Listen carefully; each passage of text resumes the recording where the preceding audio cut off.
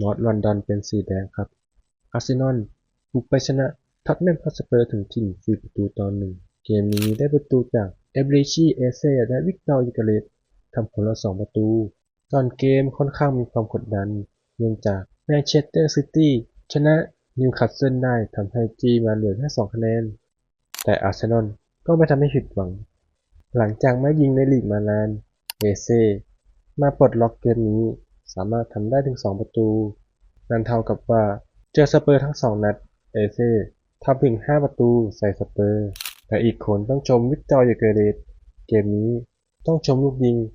ในจังหวะที่ยิงขึ้นนำ2-1นั่นคือสิ่งที่เราต้องการจากเขาคือความอันตรายในการจบสกอร์แต่ปัญหายังคงมีเหมือนเดิมนั่นคือความผิดพลาดส่วนบุคคลทำให้ถึงเสียประตูแต่โดยรวมอาร์เซนอลก็สามารถครองเกมและควบคุมเกมได้อาร์เซนอลจะชนะต่อเนื่องได้กี่นัดและจะคว้าแชมเปี้ยนส์ลีกได้หรือไม่สำหรับใครมีความคิดเห็นในเกมนี้ก็คอมเมนต์มาบอกกันหน่อยนะครับ